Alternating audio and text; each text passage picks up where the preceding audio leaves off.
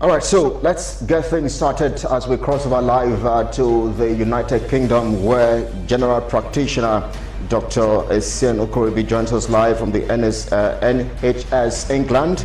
He joins us live, my brother and friend, Dr. Essien Okoribi. Dr. Essien, good to see you again.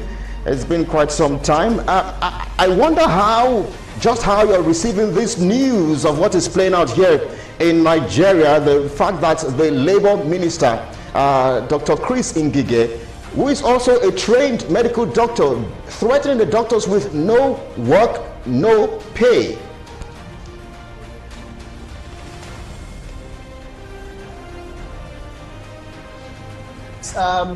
A very sad situation happening at the moment in Nigeria with doctors being on strike. And this is a situation that we've seen over and over again in the country, and we've seen the Labour Minister come out to threaten effectively the doctors with no work, no pay.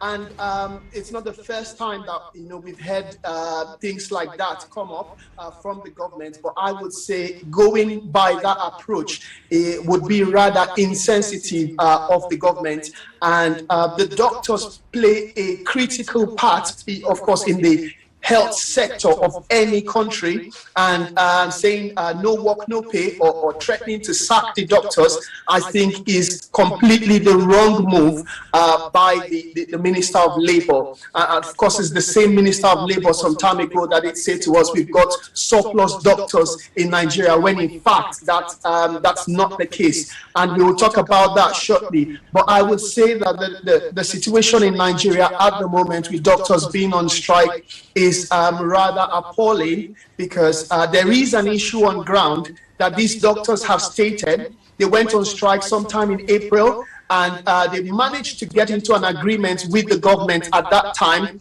and raised a number of issues regarding payment of salaries and shortfalls to their members. They raised issues about hazard allowance being 5,000 naira for doctors who work in a very critical environment. They also raised issues like allowance for residency training, so the medical residency training and things like that.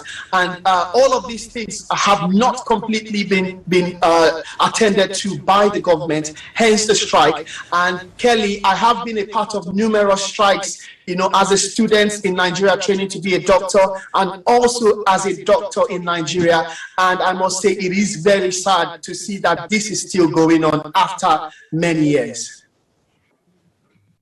And so, indeed, all of the challenges, the myriads of challenges, one may wonder, from the issues of poor and pathetic working environment to delayed salaries, issues of hazard allowances not being paid or underpaid.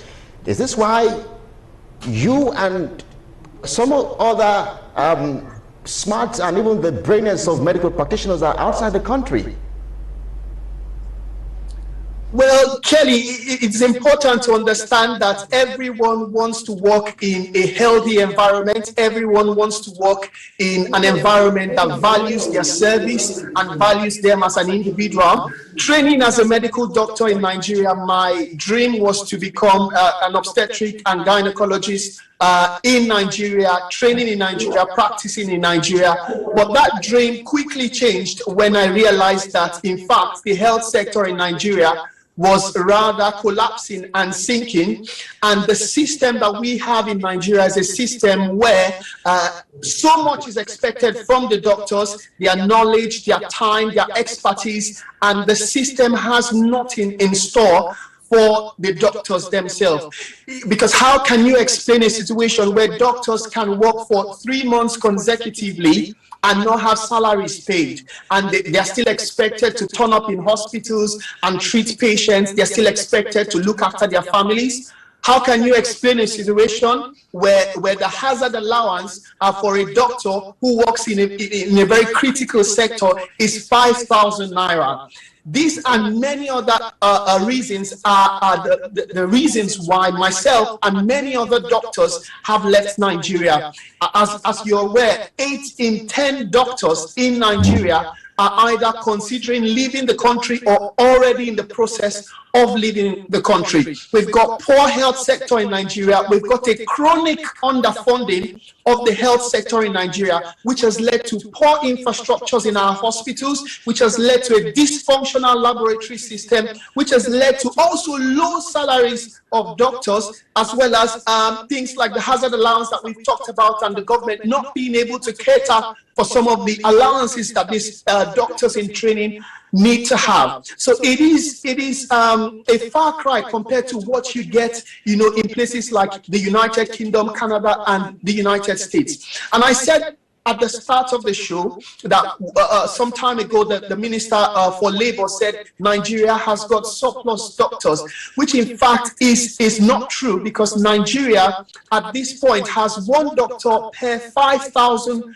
persons, and the WHO standard is one doctor per 600 persons. So that tells us that more doctors are leaving Nigeria, the health sector is crumbling, and the doctors available in Nigeria at the moment cannot fend for the nation, as it were. In the United Kingdom, there's 2.8 doctors per 1,000 people. That's about 1 per 500 persons, and they are still actively recruiting doctors to come and work in the country. This helps to reduce the burnout of doctors and other healthcare professionals. And if people think this problem is peculiar to doctors alone, then they should better think again, because nurses are leaving the country, medical laboratory scientists are leaving the country, radiographers are leaving the country, and because of the chronic myopic, so short-sightedness of the government, it would take them quite a long time to see in the future that healthcare professionals in their large numbers are leaving the country, are exiting the nation,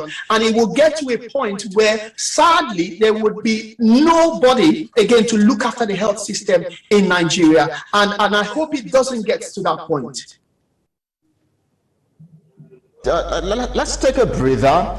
When we come back, we will focus on how concerned is the Nigerian government, and the question I've been asking, I think it's the high time we answer that question. If a public servant should indeed engage in such medical trips, as we understand that one person that has always done that for the past 40 years, according to the spokesperson of the presidency, Mr. President, is Mr. President himself. So the spokesman, Garba Shehu and Femi Adesina, argue that the president has been seeking medical treatment on trips, for the past 40 years. When we come back, we'll answer the question if public workers, public servants should be made compulsorily or mandatorily to engage in medical tourism or not. We're back in just a moment. Stay with us. And today is supposed to be my daughter's appointment. Here we had today, they said last week is on strike. If we are here next month, if there will be activities going on here, so we have to wait till next month. And my child is supposed to carry out a surgery October. So we don't know how safe it is for us to wait till next month, because they are supposed to check her today and see if she's okay or not. So now we are going on. So please, the government should try and do something about it, because next month is too far. And they can come back to roundtable to solve this one and for all, because we are the ones solving it now. The generals of the Nigerians are the ones solving the aftermath effect of the two parties fighting. So that's it. Government should, call them roundtable and let them see the reason. Let them understand the position of the matter for them. That's my own contribution to it. I will plead the government to listen to these doctors, because what they are doing here, they are not doing it just for money. They are doing it for human life also. You can save human life. It's not easy. It's not easy to save human soul. If you are a doctor there out there listening to this, it's not easy to save human soul, and you know it. And all these doctors that are here, they are doing a very good job. So you have to please, I beg the government, let them support this. Indeed, our correspondent Valerie Chama was at one of the hospitals here in Lagos. It's indeed very sad. The patients unattended to, and I'm sure many lives have been lost in the past 6 or 7 days, because it's day 7 of the nationwide strike as declared by the resident doctors here in Lagos, Nigeria. This is Firecrackers wherever you're watching from around the world. We're still on this issue of the brain drain syndrome. Dr. Essien Ukoribi, my friend and brother, joins us live from England, in the United Kingdom, of course, general practitioner with NHS England. Dr. Essien, I was asking the question just a moment ago. Is it high time we put an end to medical tourism? Is it high time we ban the political leaders, the governors and senators and presidents from, seeking medical checkups and all of that outside the country?